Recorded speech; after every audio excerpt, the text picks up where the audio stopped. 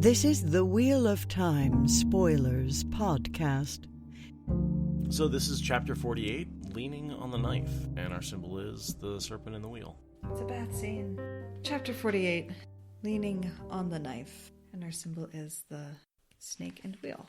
Climbing out of the big copper tub with a length of white toweling wrapped around her head, Nynaeve dried slowly. The plump, gray-haired serving woman tried to dress her, but Nynaeve sent her away, ignoring the startled looks and protests, and did it herself, with great care, examining the dark green dress with its wide collar of pale Maratha lace in the tall, narrow stand mirror. Lan's heavy gold ring lay in her pouch, best not to think of that, alongside one of the twisted ring ter'angreal, and the great serpent gleamed golden around the third finger of her right hand. Her right hand. Best not to think of that either.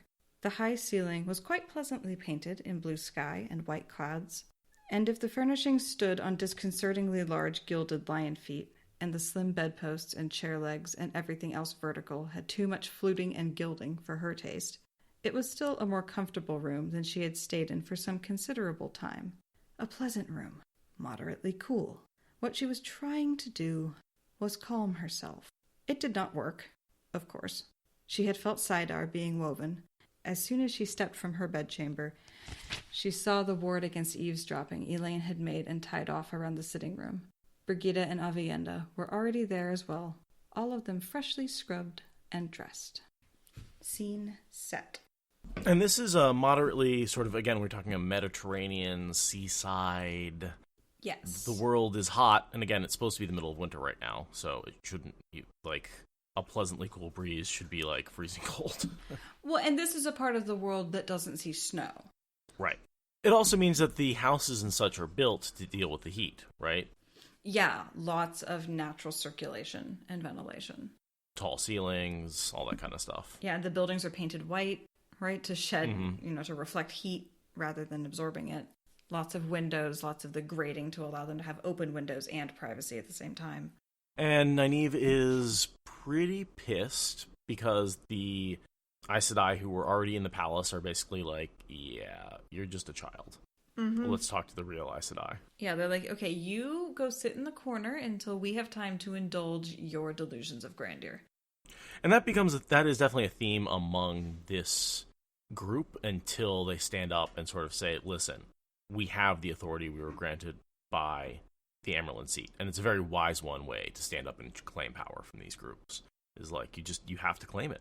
There's no other way to get it. You can't just, like, assume it's going to be given to you. You have to step up and say, no, this power is mine. And you will respect it. Yeah. You will respect my authority. This is still them waiting for their seat at the table. Right. This is not making your own table and allowing them to come ask for permission to sit at it. This is still waiting to be invited to your rightful seat. And if you pout prettily enough, then it will come to pass. No, that's not how this works. Okay, Elaine. They're very stuck on expecting decree to make it so. And they aren't realizing how much they have to earn it. And they will once they survive getting the Bowl of Winds, but they need to have that experience first, I think, before they're going to grow their backbones. And so I think the reason they were sent away is that the Vandene and Adelius wanted to confer about the kin. With Myrel or Merilil or whoever it is. The Grey who's supposed to be in charge. Yes. Who actually, it turns out, is losing power because Varen is taking over for her, but that's a whole different conversation. Marana. Oh, God. We're in So Ebudar now. So this Right. is, and for some reason I can always, this is Merililla, not the same as Myrel. Myrel is a green with Lan. Merililla is a gray in Ebudar. And who's... And Marana is the gray. And Marana. Who's heading the embassy in Andor from Saladar. So this is another Grey with an M name. You can see why I got a little confused for a second. Who's heading an embassy. Yeah. Oh, yes, Shavnee's right. Merililla is the one who ends up stuck with the sea folk. That's why that's why I'm thinking I should know her name. She's the one who ends up being the first one to fulfill the educational contract in the bargain for the Bowl of the Winds. Gotcha. That's right, and that she ends up getting quite intimidated by that. Yeah, she ends up stealing one of the apprentices, one of the Windfinder apprentices, to take her to the tower.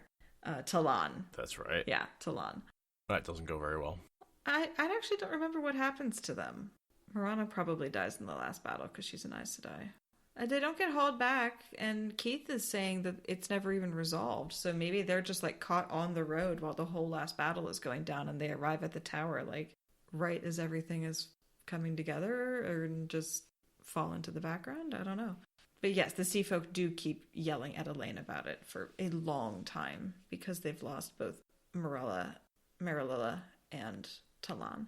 But right now, Marililla is still cool-eyed and thinking she's in control, and conferring with Adelius and Vandene about the state of looking for runaways. Because remember, they don't know about the kin. They just know about the network of runaway catchers, you know? Right. They know about the kin, not the kin. You know, there's a, like... Right, yes. The kin in their heads is a very different entity than the one they are actually dealing with. Correct. They still have yet to understand exactly the depth of their confusion on that one. And I think this is a good summary of the people who could end up in the kin. You could be put out at any time for not being strong enough, so if you're not strong enough to go on, for refusing to go on, or failing either the accepted or Aes Sedai test, assuming you don't, die. Yeah, it's really funny how much you get what is going on with the kin laid out for you ahead of time. But like your first read, it's like you have zero reason to think there's a secret society of Tower rejects in Abu Dar, even though he literally spells out every single piece of evidence you need in like the preceding 6 chapters or something. Yeah, and I mean, you think about it, that's a lot of people who aren't strong enough. Well, it doesn't mean they can't channel. And failing your Aes Sedai test certainly means you were strong enough to take it, and failing your accepted test means, again, you're strong enough to take those two, so you're not nothing. I think it's more of that Lord of Chaos, Ishamael, Black Aja influence, saying that you can only keep the very best, and you can't possibly salvage any usefulness or any coordination from anyone who's subpar. I think that's another way of undercutting the power of the tower over time. The power of the tower. Yeah. The power of the tower. Yeah, Aes Sedai arrogance. And how much of that is Aes Sedai arrogance, and how much of that is Black Tower manipulation, or Black Aja manipulation? It's a positive feedback loop. Right, yeah. Yuck. Always the worst kind of feedback loops. Well, I mean, they can be good. Yeah, they usually break things. Yeah, I mean, there can be good ones in, like, ecology. Back me up here, Margaret. Yeah, okay. I guess I'm going more with engineering and control systems, like in a bridge, if you have a positive feedback system, then you get galloping Gertie and bridge collapse. Margaret was thinking of climate change. Yeah, climate change also is a positive feedback loop, not a good thing. There's occasional good examples of positive feedback loops, but mostly they are terrifying. It's true. So yeah, Brigida points out that Nynaeve's been avoiding Mat. She has noticed quite a bit because she's also been avoiding Mat, but for different reasons.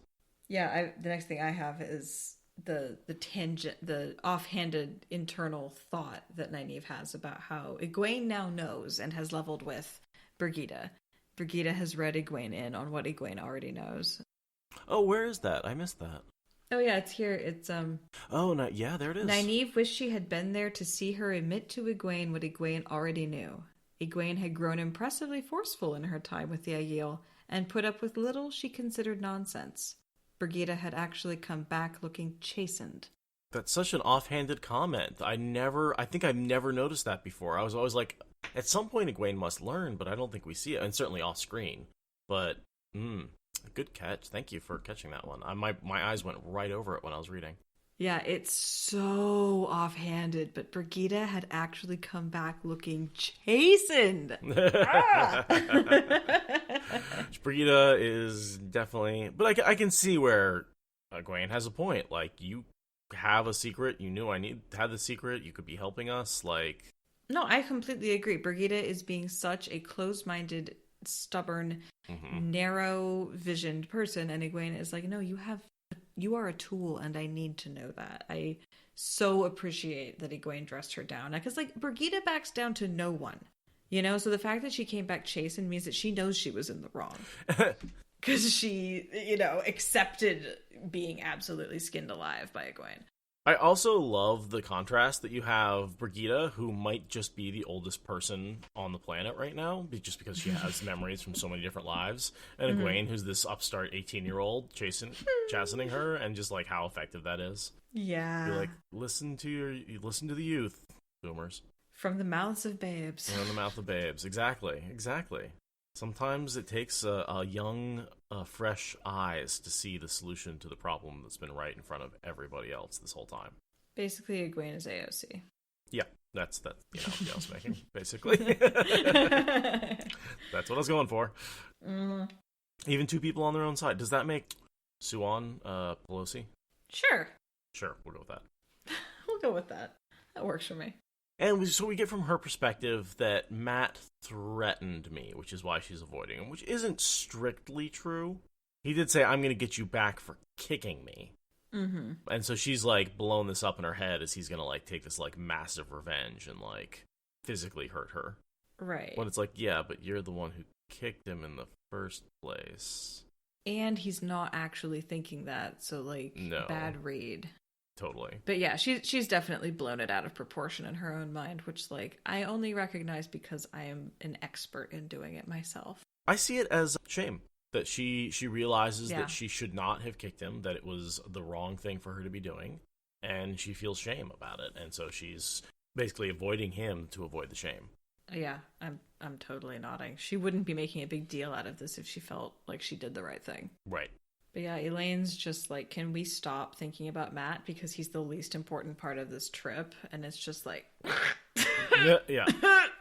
yeah, Elaine, you keep thinking that. He's only here to pull him out of Egwene's hair. He's not actually here to help us out. That wouldn't make any sense.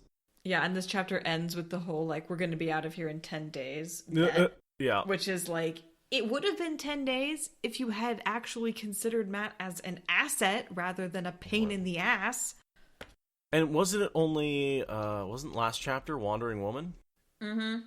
So, like, literally, he already found the person who's going to take you there. Yeah. It literally would have been 10 days in and out. No if problem. you just listened to Matt, yeah. And, like, actually used him the way you were supposed to.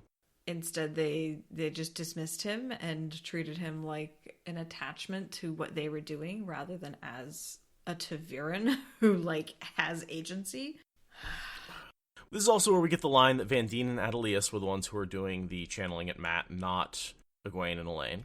They said, they said, her lips compressed for a moment. She had not been happy when Vandene and Adelius had begun channeling at Matt with so much as a by your leave. Mm-hmm. Yeah.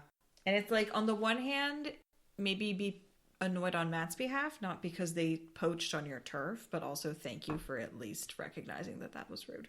And that did give us a clue. I think we were speculating. I actually messed that up in the last episode where I was like, and the girls are clearly doing it, and I was like, wait, no, there's a line. It's Vandene and Adelius. Yeah.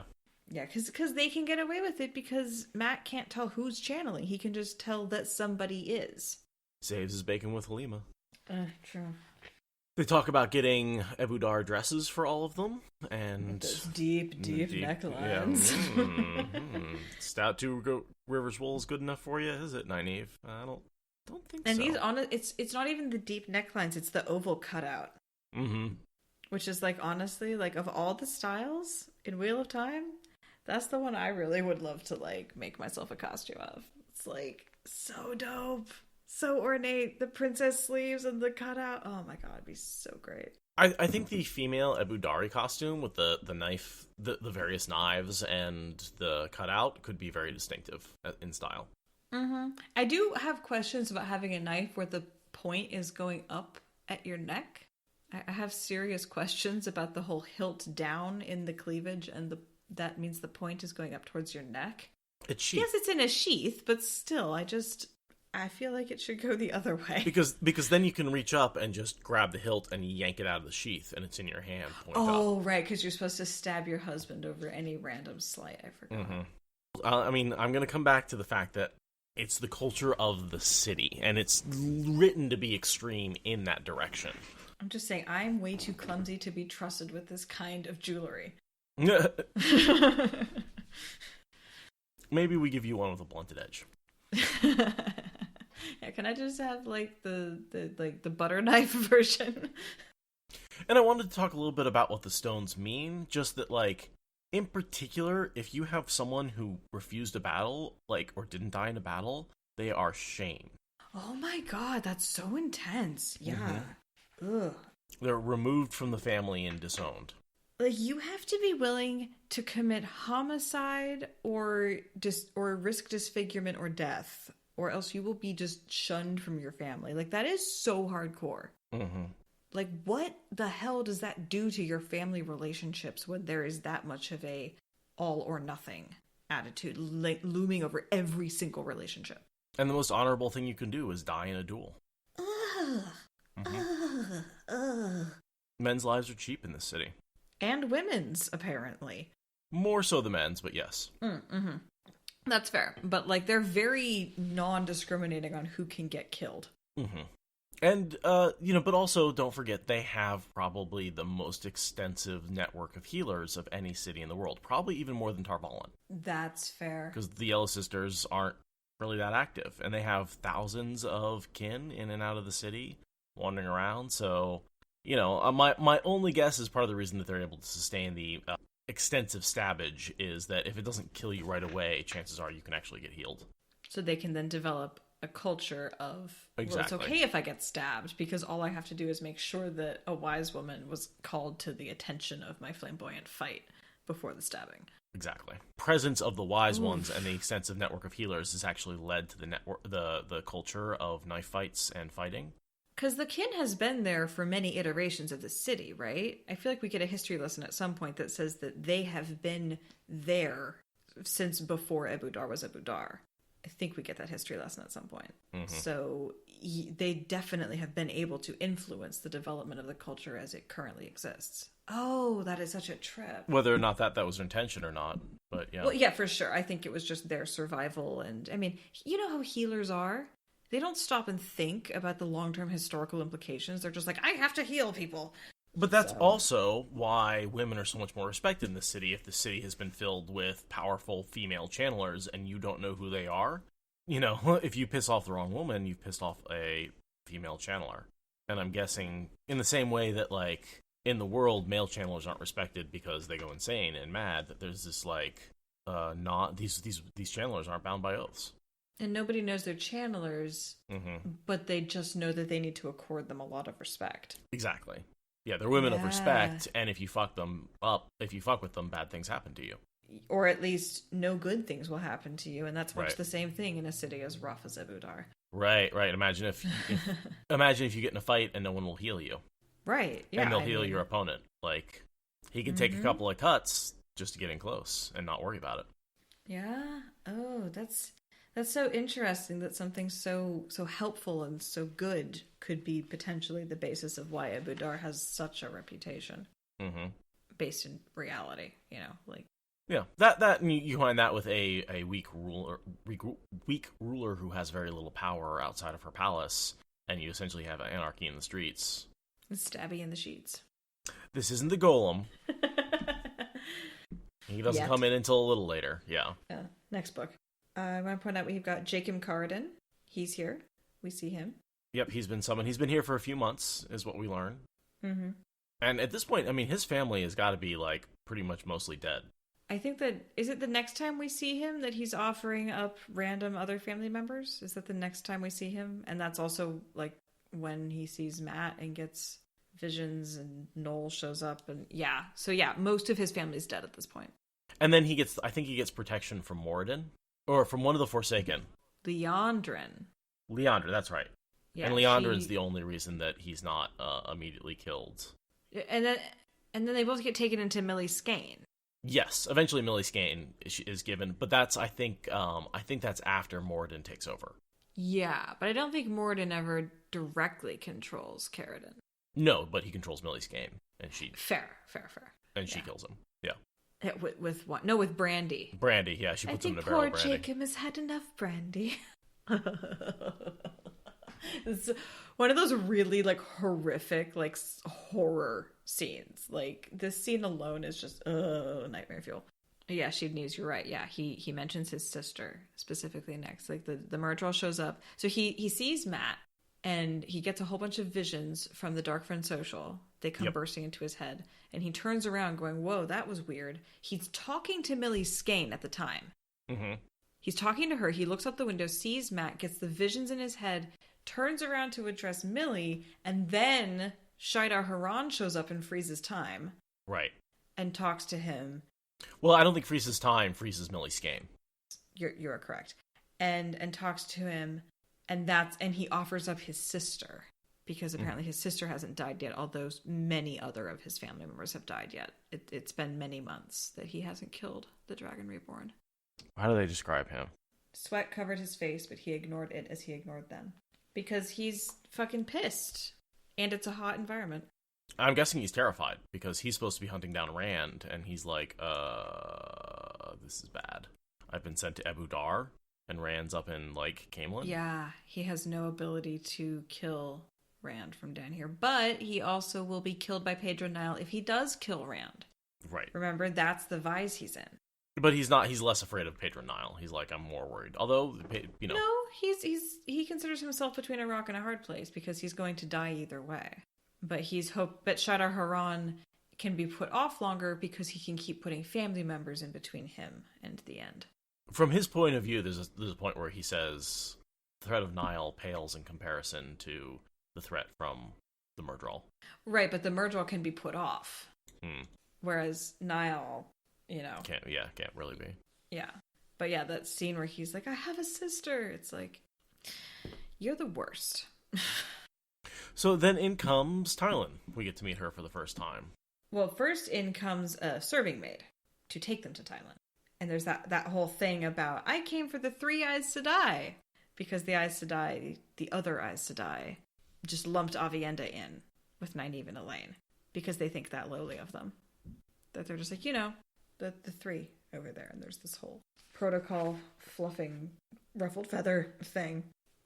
Yeah, I imagine that's just people not understanding, like, what makes an Aes Sedai, and, like, just confusion about Aviendha being with them.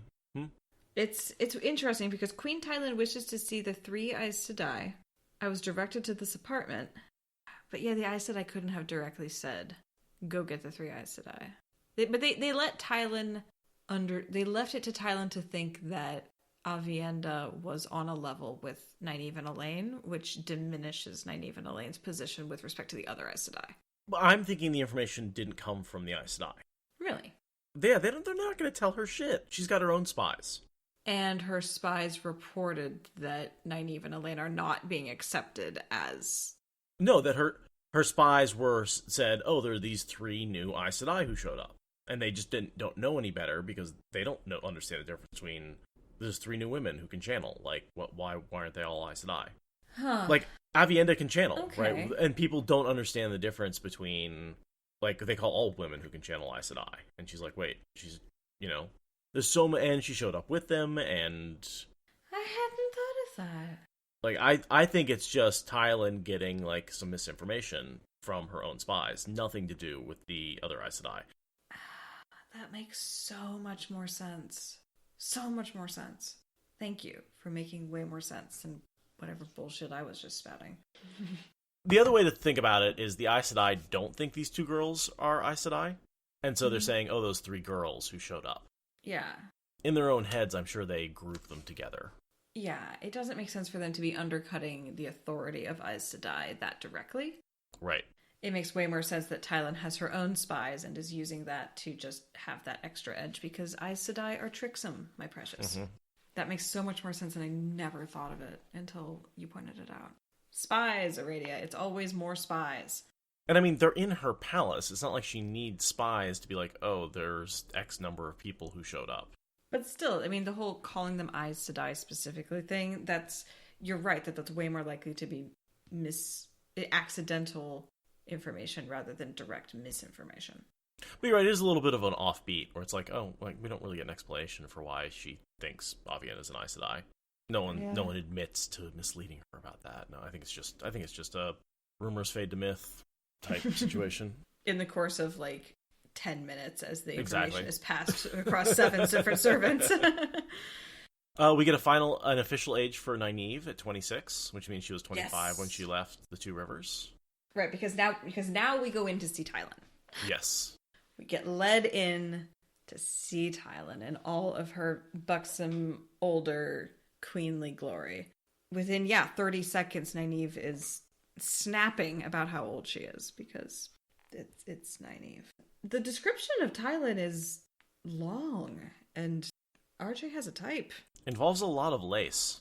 It involves a lot of lace and a lot of compliments, and... I always thought Matt's dedication to a little bit of lace had a lot to do with Tylan. And I agree. Like whatever you want to talk about their situation, after he left Abu Dar and after she died, he was very fond of her. He always kept a pink ribbon. He always wore lace because she thought it looked good. Kept a pink ribbon? No, he didn't. No, he didn't. Tuon gives him something with pink ribbons. He doesn't keep a piece of pink ribbon. But he definitely goes from not having lace to having lace in the course of his Abu Dar experience. Like, Lacy Matt comes out of Abu Dar. Yeah. I feel like there's a scene in the last battle where he ties on a pink ribbon right before the end of the fucking... It's like just a one-time thing. Could see that, because the last battle is a time for remembrance of those who have died already. I don't remember it, but I could see it. But it's not up until... It's not a normal thing. No. It's not a normal thing. I'm just saying he has affection for her. He thinks back on her with affection. It was a confusing time. There were good parts. And as far as I can tell, he doesn't have any lace on his clothes when he rolls into Abu Dar. I would agree with that.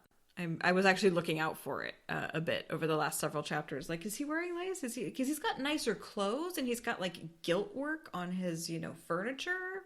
But I don't think he's got lace yet. I think that lace is an entirely Abu Dar evolution.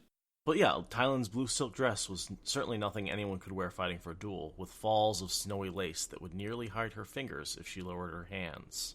The bodice, trimmed in the same lace, was snug enough that Nynaeve was not sure whether sitting it or standing would be more uncomfortable. A collar of woven gold fastened around the gown's high neck, which put more lace under her chin, supporting a white-sheathed marriage knife hanging hilt down in an oval cutout that easily equaled any of those deep necklines. So yeah, there's a lot of lace on her stuff. She likes lace.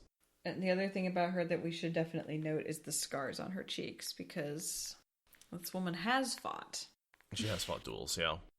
Are those ritual scars? The one on each cheek? I don't think so. Okay. I mean, maybe it was like because it was a very like choreographed ritualistic fight, but not really. I don't think so. I think it was... She probably got into like an official hair pulling match, Like not a rough and tumble street fight, but like there's rules to this kind of fight. It always reminds me of Indigo Montoya. Yes, totally. But yeah, I think in this case it's just an accident of how some, teenage honor fight went. But who knows? Maybe not. Oh, I was going to say, and then in a burst of rage, the girls let slip a bunch of information Aes Sedai would normally keep to themselves. Well, that's not exactly what happens, though. Because they start to, let a bit of information out, right? But then there's this whole lean back on your knife thing. Right. So I'm saying Nynaeve says something in anger, and Elaine tries to cover it up and apologizes. And that is the first time Tylan has ever heard an Aes Sedai apologize. Yes. And that's what allows her to say, okay, go ahead and lean back on your knife. If you're willing to apologize to me, I'm willing to trust you. Yeah, so for the sake of keeping everyone else up to speed with us, basically what happens is they let Tylan know about Egwene, and Egwene is being young. Because basically Tylan says, you look way too young to be Aes Sedai. Because she asked about Aviendha, blah, blah, blah. And they're like, oh, by the way, the Amyrlin is even younger than us, da-da-da. And Tylan's like, I haven't heard that. And there's a bunch of anger coming off of her. Elaine does nothing diplomatic, and Nynaeve smooths it over with gratuitous information sharing. I think you switched the names on that. Oh, you're right. Elaine is remarkably hands-off in this, but she does step in occasionally. It's hilarious how Elaine moves into step to smooth things over without a pause. I know you've heard this before, but let me add my apologies to those of the others because of invading your lands with an army, and that was rude of us, and I promise it's super cool. And Tylan's like, the fuck is this? Yeah, no Aes Sedai's ever apologized. What do you mean you adding your apologies? No. So and so she gets the idea that these are not traditional Aes Sedai and is willing to relax with them a little bit. It's a fascinating testament to how much a simple amount of courtesy can smooth the way. Like, it's amazing how much being an asshole is the problem. The other Aes Sedai describe that as like, oh, she's just the most uptight, impossible to work with person. And it's like, maybe you are. Yeah, I was wondering about that. The report that she was formal and punctilious. Like, I was wondering if that was misinformation being fed to the girls so that they would misstep with Tylan, or if it's genuinely miscommunication. I think it's generally how she is with the other Aes Sedai. Because she actually wants to be respected as a sovereign ruler. Because they don't give her any information. They don't apologize. They treat her like a servant, a child, and so she stands on every formality to prove to them over and over again that she is a queen because they're not treating her like one. These two come in and apologize, and she's like, go ahead and relax. But yeah, because Elaine rolls in as a queen and a Grey. Mm-hmm. So of course she's going to say, it costs nothing for me to say I'm sorry that we invaded your sovereignty. That literally costs me nothing. And Tylan's like, literally, that's all I wanted was acknowledgement. It's not like I can do anything about it anyway. Right. The you Aes two Sedai alone take could probably so take much out for my army. granted. Right. And Nynaeve and Elaine, particularly Elaine, is like, diplomacy 101 is talk is cheap. I love that about her. Tylan sees right through them. She's like, you're not coming here for me. Why are you in Abu Dar? I am not important enough to have more Aes Sedai show up. Because, like, 6 Aes Sedai, that's like how many they sent to Rand to honor him, you know? Like, right. She knows she's not that important. Yeah. But yeah, with that one overture, she says, lean back on your knife and let your tongue go free. I don't know how they say it in Andor. Be at ease and speak your mind as you wish. And then Elaine says at the end of the chapter, like, that means that if we lied, she would have carved our tongues out of our faces. Like, that's Elaine's read on that. Be honest with me. Like, I'm inviting you to be honest, and I am making a pledge that you can tell me anything and I won't react to it. It's almost like when you go to the psychologist and they're like, patient queen confidentiality. Yeah, totally. Or a confessional or something. It's like, I will hear what you have to say and not respond as a queen. I will respond as a person. Mm-hmm. And not judge. And if you lie to me, there will be no recovering my trust. Will not happen. And you don't have to lie to me because I'm not going to judge. Exactly. It's a very Aiel thing, honestly. It feels very Giotto. Yes, Keith, I agree. For all the crap she gets, Elaine's education and noble perspective saves the Supergirls' bacon consistently. And diplomacy. Yeah. The fact that she's a Grey is one of the great unsung facts about this series. We get a little information about the history of Abu Dar and Tylan. I don't know if you wanted to go into that at all. Oh, yeah, the whole thing about how it's been a very long time since any house held the throne for more than a generation. And her father gave it to her, and she wants to give it to Beslan, her son. She was actually in a position to give Beslan more than her father gave her, which would have been an incredible run in their cultural history, their national history. Until the Seanchan show up.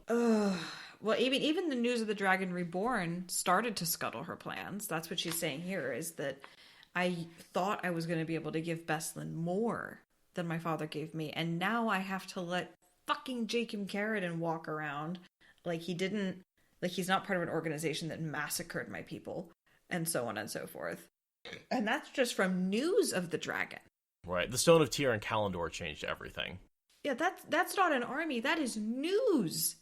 Well, I imagine that created, all the Dragonsworn on the plains are near there. Yeah. And now she's got to deal with the White Cloaks, who, let's talk about the Lion on the Plain. Here's a success, right? Oh, yeah, totally. Let the Lord of Chaos rule on accident. There's a reason she listens to Carradine, Boris. Yeah.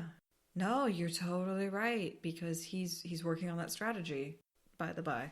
And then, the Seanchan show up, and it's like, well, you can have the honor of being the vassal city-state where we put our capital. Aren't you grateful? Be grateful. To be honest, it works for her. It works, but it's, do you want to be a humbled, a mouse or a lion, right? Like, Beslan has a really hard time with her decision, and I really appreciate how many times we check in with him over the course of Matt's time in Abu Dhar, because he articulates that debate over and over again for us. And it's tough. There's not an easy answer to that. Do you want to survive, or do you want to have your autonomy? When you're a ruler of a nation, it's not just about your personal self. It's also, what do you do with your political power? And I think the Seanchan do an excellent job, just like the Romans did, of integrating existing cultures so that choice doesn't have to be as hard. It's like, yes, you have to acknowledge us, but you still get to rule, you still get to make your own laws, you still get to be your own country, but you just have to send us some money and bow to our empress. And that's a little bit easier than, no, we're going to tear up everything you know and take everything, you have to obey all our laws. Yeah, very much like how the British took over India versus the Americas. Yeah, if you can just insert yourself at the top of the power structure, it's a lot less work to let them continue to govern themselves. Oh, and by the way, we're going to be taking some slaves. Have fun. Yeah, but whatever. That, to me, is the biggest moral objection of the Seanchan. Yeah. One, they have a really, hardened caste system that's not the easiest to go up or down. But two, just the fact that, they have slaves, right? We cannot accept them because of that. Yeah, it's kind of but you're Nazis. But other than that, Mrs. Lincoln, how are the Seanchan? Yeah, what did the Romans do for us, aside from the roads and the canals and the wine? Sometimes civilization by fiat and by power, as long as the ruling is done pretty well. And they talk about how the Seanchan bring peace and stability to a place that was war-torn. And that's they're saving a lot of lives and feeding a lot of people. Is the slavery worth it? It can't be, because it's slavery. Right. But yeah, it's something that Rand struggles with right before Veins of Gold. Right before Veins of Gold. That's part of what triggers the climb up the mountain to Veins of Gold, is realizing that he, as a non-slaver, is doing a worse job than the slavers taking over by force at taking care of people. If I want to do a modern day analogy, the U.S. with China. I mean, we know what they're doing to the Uyghurs, and yet we're still trading with them. Most of our products come from... Well, hey, Pompeo said it was genocide, so, that makes a big difference. So, I'm just saying, an alliance with a problematic ally who treats a certain subsection of their population poorly or like slaves, if you have a problem with that, well, and you think that they should stop it, look at what America's doing with China. And, maybe address that a little bit. And the hypocriticalness there. Because, we are almost in this exact same situation. And this isn't for the battle of the future, it's for money. In fairness, the U.S. still hasn't made restitution for the fact that our entire economic power is built on the stolen labor of enslaved people. So, we have a lot of hypocrisy to work on. Yeah, or the stolen land of the indigenous people. Oh, God. Yeah, and I love Margaret's point that just because they don't make you change your culture doesn't mean your culture is saved. Gestures to Romance languages. That's a really good point. You can definitely fuck a population out of existence. Yeah, I mean, genocide does not have to include murder. This is a lesson that we have learned repeatedly, is that you can commit genocide without killing people.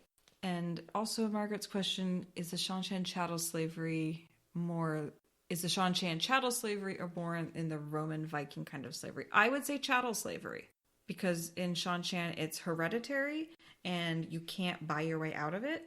I would say it's both. I would say that there is the sort of chattel slavery, but there is also the Death Watch guards, who are educated, honored people who actually have more power than some of the quote-unquote citizens. And there are a bunch of classes like that. Okay, yeah, what's the word for Sojin? Thank you, Keith. Sojin. Yeah, the Sojin are ranked higher in the social hierarchy, but they are still slaves, and I don't think you can leave Seanchan slavery. Roman slavery, you could just buy your way out of it, right? So I don't think you can do that in Seanchan. Didn't Bail Nomon get freed by Aeginon? Oh, you're right, because she doesn't want to marry manumitted property. Oh, yeah. I forgot about that. Okay, so maybe that's just one of the things we don't get to see a lot of in Seanchan because limited screen time. So yeah, you're right. Because Damani are definitely chattel slavery. Yeah. So and I think there are workers who are low skilled chattel slaves. Like, yeah, I would think that probably it's very like a meritocracy slavery, right? The more useful you are, the less possible it is for you to buy your way out.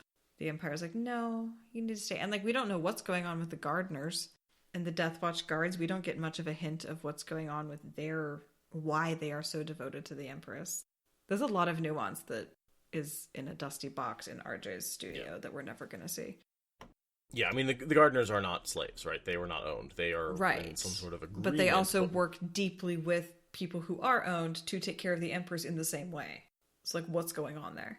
Our Ogier are so into plants and healing, and it's like, what the hell?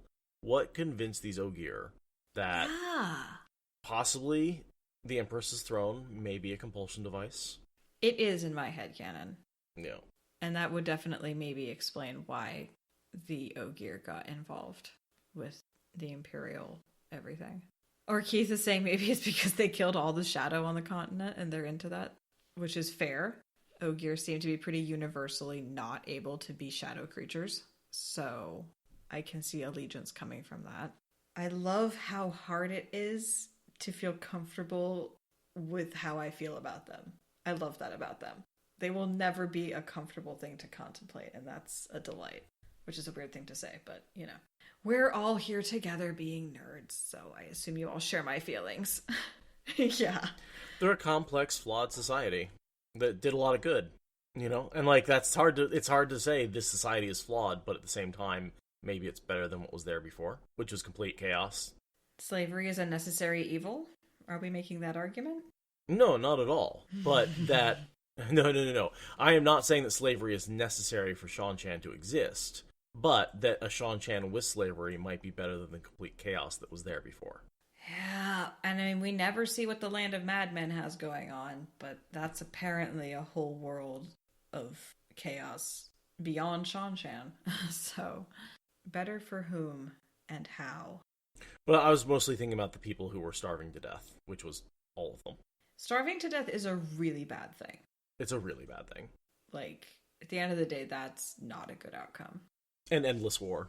Also sucks actual balls. So she says, sit back on your knife, and Nynaeve does, at length. With full enthusiasm and gusto. Uh-huh.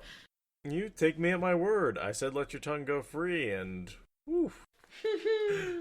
But Elaine basically lets her know that they're there to get ter'angreal. Yeah, which is honestly, like, on the one hand, what are you thinking? But it works out really well, so, like, thank you for doing that. Oh, you mean sharing that knowledge? Yeah. It's like, what are you thinking? But also, good call. She knew they were looking for something. She just didn't know it was at ter'angreal. Which, it's, you know, a MacGuffin's a MacGuffin. It, like, doesn't help. Mm-hmm. For her. It doesn't hurt that she knows it's a ter'angreal. And, like, honestly, as a queen, it makes sense that she's the kind of person who can keep that information as close as it needs to be and also help, right? Sure. If you're going to spill that information to somebody, a queen is probably a pretty good candidate. But in typical Aes Sedai fashion, the rest of the Aes Sedai haven't even bothered to tell her anything about it. Because she's just a child. Oy. Yeah, no, for sure. I mean, it's an Aes Sedai thing. We couldn't possibly need a non-channeler's help. Non-channelers couldn't possibly have any resources at all. This is a manhunt. This is literally a needle in a haystack. The more eyes you have doing this, the better. And she talks about how she can't send in a bunch of soldiers. But, man, get some Vanons, you know? Send in a couple of sketchy dudes to go, like, at least, you know, search around. Yeah, like, this is just a scavenger hunt. It's not that complicated. Yeah, I agree. Tylan and Matt both should have been utilized much more thoroughly, much earlier in this search. But no, they can do it themselves. We're fine. We don't need any help. Yeah, exactly. 10 days. Kavandra, we get word that Kavandra was her former Aes Sedai. There is zero information on her. No Aja, no time frame, like... She did go back to the White Tower, so my assumption is that she is a, you know, loyalist. I would agree with that. But we don't see her. You look her up. I guess I should look her up in the companion just to be absolutely sure. But the wiki had nothing. An Aes Sedai of the Loyalist contingent with a strength level of 3119 advisor to Queen Tylan and Ebu Dar, and had been so to Tylan's father when he was king. She had limited influence, since she had been an advisor to a minor throne for so long. She returned to the White Tower upon receiving Elida's summons following the schism. So we don't know her Aja, and we don't know her fate. But we can assume she was not Black Aja, and we know she was loyalist, and fairly weak, both politically and in the power. That's more than was on the wiki. Barely. The wiki is literally like, she showed up, she existed, and she was gone. Because none of that stuff's in the book, like this, the loyalist thing. I mean, yes, you assume she returned the tower, so the loyalist thing is there. But other than that, I mean, there wasn't. What else was there? Yeah, I would assume that she dies at some point. She's one of the many Aes Sedai that die. I'm just gonna put out that she probably wasn't Black Aja, and she probably died in the last battle. Probably a Grey, I guess, because diplomacy. It's a shame, honestly, that we don't know, because I could see her as a Green.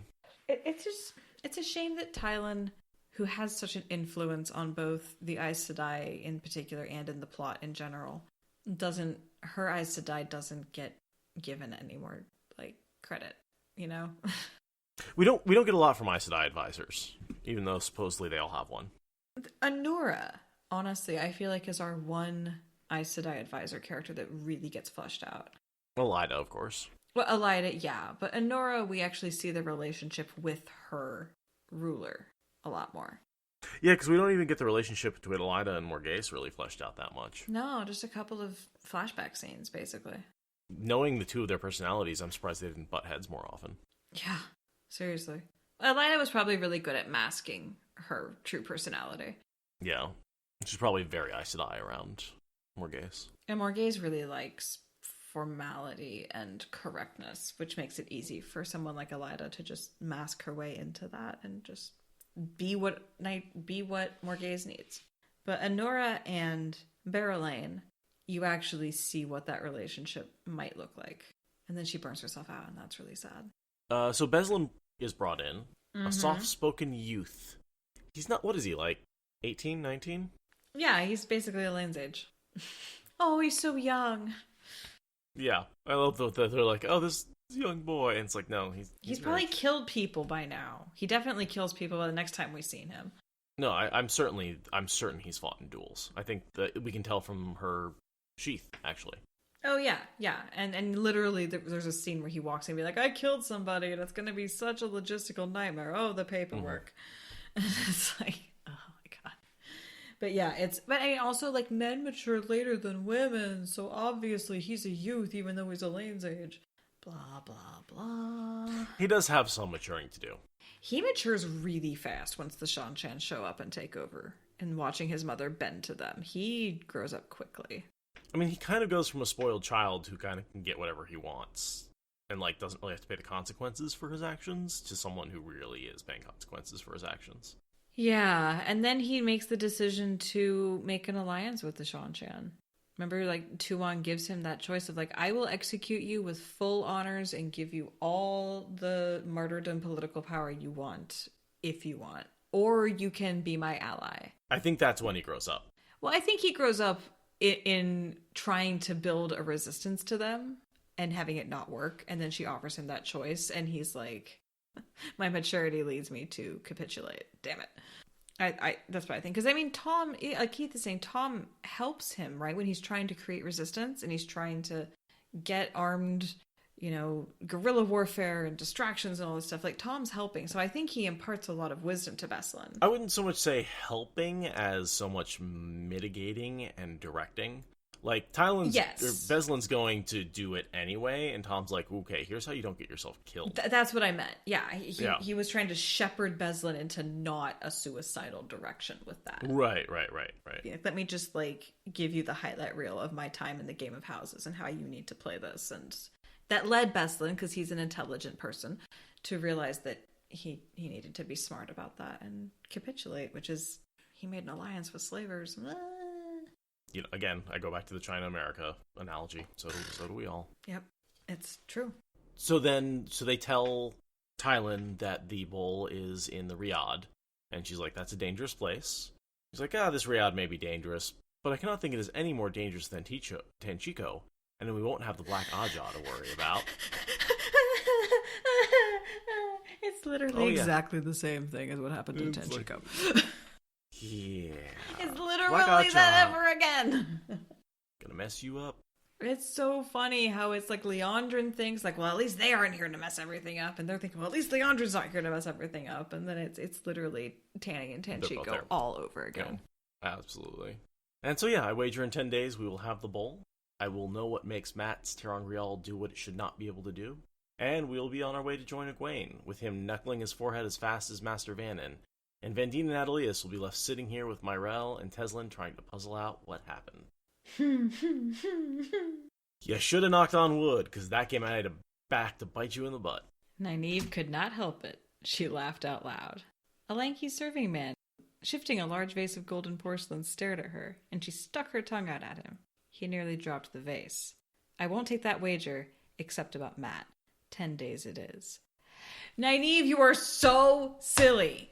Mm-hmm. That is not what's going to happen. And I love all the little things that Jordan has been dropping. That, oh yeah, Ebu Dar, in and out. 10 days, no problem, real quick. It's going to be, he keeps dropping these hints from all the characters that they think it's going to be this quick trip. Mm-hmm. And it's like, by quick we mean 3 books, it's fine. Jesus. I mean, isn't Matt in there for like 6? Oh, I don't even know. I mean, I don't know when things happen. Book 6, right? We can consider the beginning of it. And then the wall falls on him and he's not around for almost a whole book, right? Right. I don't think he's in book 8. Time is not a wheel, it is a puddle. Keith, I really do not want the TV show to combine Tenchiko and Ebu Dar because very different artifacts and boss encounters happen in Tenchiko and Ebu Dar, but the fact that the confrontations follow the same recipe does make me think that you raise a valid question. I think they should just make the scenarios either comically the same or distinctly different. Crown of Swords is where the wall falls on him. That's the next book. So okay. Book 7, the wall falls on him. He's not in book 8. I was right about that. Okay, nice.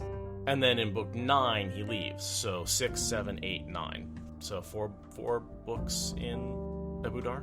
That's a lot. And I mean, in that gap where he's not there, he is there, right? That's not a time jump. That is literally a month of him recuperating from having his body broken by a wall. And all of the absorption of Ebu Dari culture and all that happens there. Yeah, it's a long time there, and Jordan spends multiple chapters telling you that definitely won't happen. Right. Right. Thanks, Jordan. It's almost like he was just screaming, like, buckle up, we're going to be in Ebu Dar for a minute.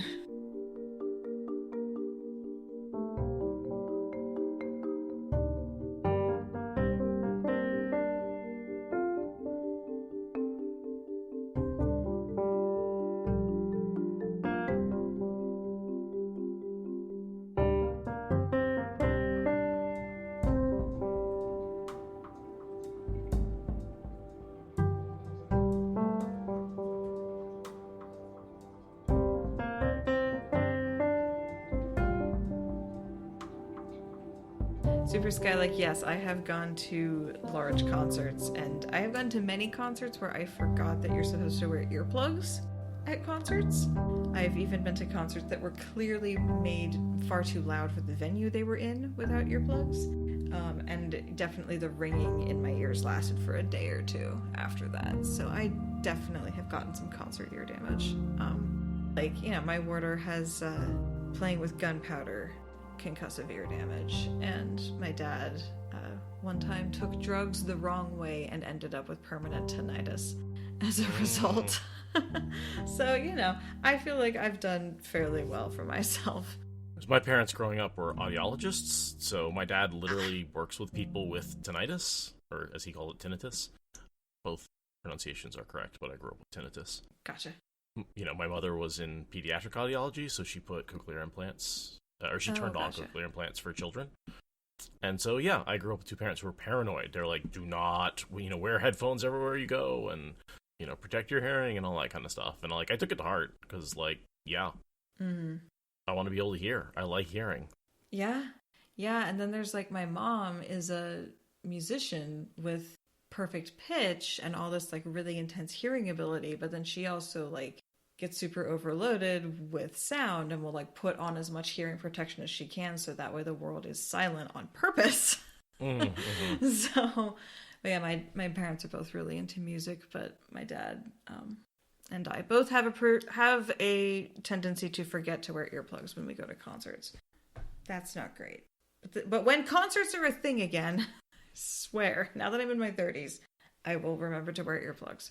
The problem is it's the damage you didn't do in your 20s that affects you in your 60s. Yeah. Well, fortunately, I'm such a recluse who's really tight about what little money they have that I've been to very few concerts total. So despite the fact that I mostly didn't wear earplugs, there just wasn't that many concerts. Right. So, yeah. Limiting the damage, but man, the one thing that's terrifying about the cells in your ears, they just don't grow back. Once they're damaged, they're done. Yeah, the thought of going deaf is... If I had to pick a sense to lose, I would pick sight.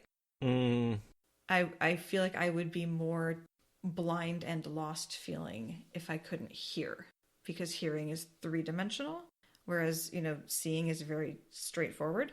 I very much disagree with that, yeah. It's a weird choice, but, I haven't changed my answer in years of turning this question over. I do not waffle. Every time I really ask myself, it's like, no, that's... I waffled when reading, because I love reading, right? And I don't want to not have my eyes to read with, right? That's super important. And so I can see where that's one choice, but audiobooks have gotten so good that I'm like, well, you know what? Yeah. But for me, yeah, vision is so important for me, and I don't really listen to music. The thing is, if you lose your vision, it's much more difficult to be independent than if you lose your hearing, I think. Because sign language is super easy to pick up. It's true. And you can still do all the texting and typing and stuff very easily with no modifications or anything like that. Super Skylake here has lost one of the senses, so he might want to chime in and let us know what we're getting wrong. But, I honestly, it's one of those theoretical things that, why you don't want to fucking choose. I was really on the fence about it, and then I took 2 terms of sign language in college, and the teacher was very focused on making sure that we learned about deaf history and deaf culture. In addition to just, here's how to sign, it was very much this is why sign is a thing. Here's how it was developed. Here's all the horrible things that have happened to deaf people over history in America and all this stuff. And studying that made me even more convinced that I really, the world that they describe and the way that they navigate it was just man, if I had to pick, I don't want to pick. I like having both. I know. Have you done the same research into losing sight, though? I haven't. So I feel like that's where that's coming from, is that's fair. You're not making a fair comparison. So when I balance up which sense I live through more and which one I would feel more cut off from, I live much more through my ears than through my eyes. Super Skylake brings up another good point that a person born deaf often has severe developmental issues because they don't develop language, and so that becomes an issue. That's why you have to do cochlear implants and do newborn hearing screening. Get your newborn's hearings tested right away. That's important. Whereas someone who loses hearing later in life, that's not as much of a loss because you've pretty much developed and you can pretty much talk. Even if you can't hear yourself talk, you can still communicate with people who can't. Right, it fades out over time and you bridge it versus I remember getting my mind blown trying to wrap my head around how limited Helen Keller was, when you get exposed to that story. It was just the level of isolation from language, from body language, from all of that, just wow. What does that even do to your brain? To go back to your question, Margaret, about smell or taste, I mean, yeah, obviously that would be an easier sense to lose, but also it would take a lot of the, sensory pleasure out of life. Food is amazing. That is a conversation a lot of people have, though, is if you had to lose one sense, which one would you do? I mean, I remember having that conversation my entire life, is if you had to pick one. It's on the same level of, if you had a superpower, which one would you pick? Flight. Kind of, yeah. No question. I have not changed my mind on that one since I was a small child. I think I'm right there with you. There's always a limited list. Teleportation would be cool, but, flight would be better. Yeah. You still get around quick. And I mean, also, what are the constraints on the flying? If it's, being a little parking lot bird and just being able to swoop around, then that's not as great as if you could be an albatross, or something even cooler than that. But I want wings. I want Fern Gully wings. I cried myself to sleep about this as a toddler, and I am still pissed that I don't have Fern Gully wings. I just wanted dragon wings. That was all my... The teleportation would be awesome, because I would honestly travel way more if I didn't have to literally travel in between the locations. Yeah, teleportation would be nice. And especially if you could bring stuff with you. Then you could just like I would go so many places if I could just step through a door and be there. Although I do kind of want to draw a comic of like a very obese person who has the ability to teleport and they just never move. Because they just like, they'll teleport to the fridge and then back to the couch and then like teleport to bed and teleport to work and they just never get any exercise and become just ridiculously out of shape. That's basically like Androl after he has a midlife crisis. Just open a gateway and reach through to get the beer out of the fridge. Mm-hmm, very much. Yeah. There's also like super speed would be cool for getting around because like imagine you could just run from one place to the other. Visit your family in 5 minutes. I hate running. But if you're a super speeder, it's like a different kind of running. Is it though? Or is it just a lot of running? That never really made sense to me about speeders. Are they slowing down or are you speeding up? Like, do they just like space out or... I saw an interesting comic about Quicksilver and he was at a psychologist and they're like, why are you so angry? And he's like, have you ever waited in line at the DMV and it takes forever? My entire life is like that. Because he's a speedster, so he's experiencing life like faster than normal pace. He's like, I have to wait for everyone to finish their sentences. They're halfway through it. I already know what my reply is going to be, and I'm just sitting there waiting for him to freaking come to a close. You know, like cynical superpowers. Yes. The speedster who can't get over, who is always bored all the time. The teleporter who gets morbidly obese. You've got like an entire pantheon of potential here. You really do. I mean, it's sort of like The Boys, only they more go like I was thinking like Superman that becomes political and for his own good, that sort of thing. Ultimate power corrupts. Yeah, no, our characters in this series are more like old school gods. You're really talking about the extreme superhero, more modern interpretation of divine power. Thank you for listening to the Wheel of Time Spoilers podcast. Rate us in the Apple Podcast app or support us on Patreon. Is that good enough?